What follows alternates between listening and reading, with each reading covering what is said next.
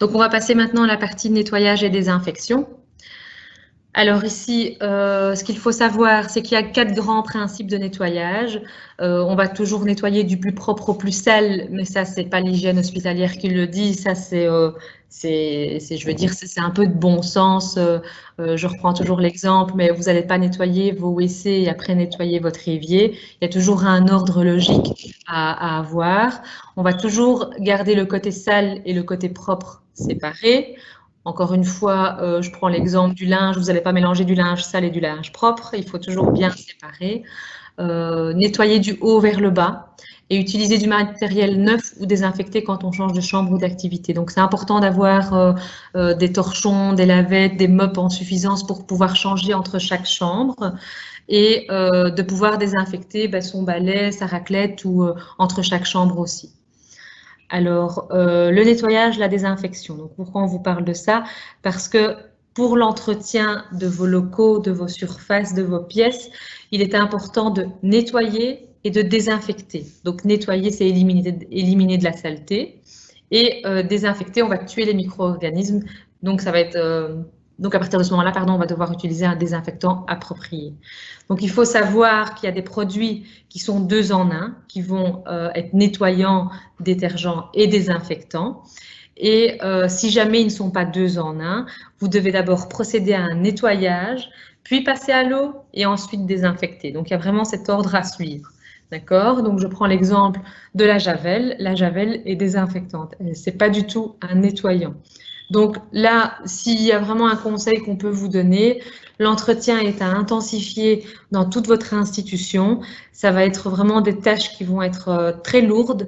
Donc, essayez de prévoir avec vos fournisseurs des produits qui seront 2 en 1. Ça facilitera grandement la tâche à votre personnel d'entretien.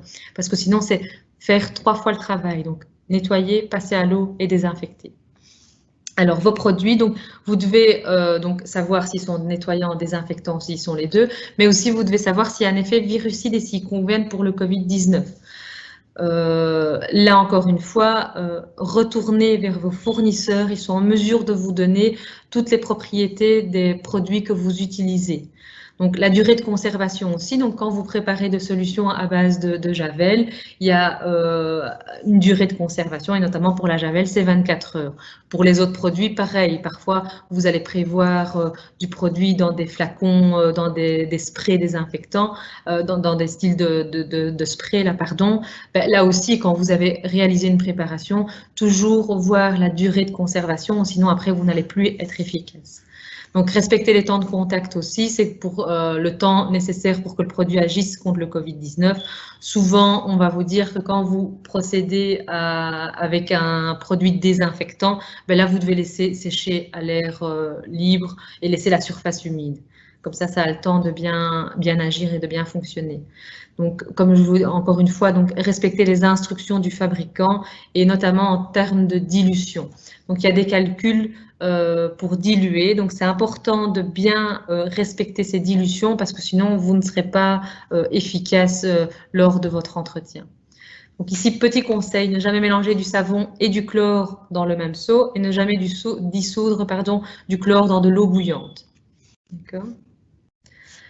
Alors, en règle générale, donc, toutes les pièces utilisées sont nettoyées quotidiennement et plus quand c'est visiblement sale. Et alors, vraiment apporter une concentration sur tous les points souillés et les surfaces de contact, donc tous les points de contact, donc les surfaces qui sont régulièrement touchées, les poignées de porte, les rampes d'escalier, les téléphones, les boutons d'appel pour les ascenseurs, voilà, les claviers, les poignées des chariots. Donc, c'est vraiment important d'intensifier la désinfection de tous ces points et plusieurs fois par jour. Au minimum 2 fois par jour, 3 fois c'est le mieux, 1 fois par pause donc. Et alors un petit conseil, peut-être établir une checklist avec tous les points de contact pour que toutes les personnes qui réalisent ces tâches d'entretien passent bien sur tous les points de contact parce que parfois on oublie certains points ou on ne pense pas à certains points. Donc, quand vous commencez à nettoyer, donc, vous ouvrez immédiatement la fenêtre lors de vos entretiens. Donc là aussi, en été, c'était facile, il faisait pas trop froid. Maintenant, on arrive aux périodes où il fait un peu plus frais dehors, il y a beaucoup de vent. Donc, l'idée, c'est pas de frigorifier vos résidents ou vos bénéficiaires. À la limite, prévoyez d'ouvrir 5 minutes, mais plusieurs fois sur la journée, qu'une fois ou 2, 3 fois pendant une demi-heure. D'accord. Donc, et aussi, donc, attendez qu'ils se soient lavés et qu'ils aient la chaleur qu'il faut pour leur toilette, pour les gestes d'hygiène. Alors, utilisez un équipement de nettoyage séparé, chariot pour les résidents non suspects, pour les suspects et pour les confirmés, comme je vous disais tout à l'heure dans vos cohortes. Et alors, nettoyez et désinfectez le matériel de nettoyage après chaque pièce. Et également, vous désinfectez tout votre chariot quand vous avez terminé de nettoyer. Et c'est pour ça qu'il ne faut pas blinder votre chariot, ça ne sert strictement à rien. Donc, justement ici, le chariot de nettoyage, pour en revenir à ça. Donc, préparez le chariot avec le matériel de nettoyage et de désinfection avec le strict minimum. Comme je vous disais, comme vous devrez le désinfecter, le nettoyer tous les jours, essayez de vous faciliter un petit peu la tâche.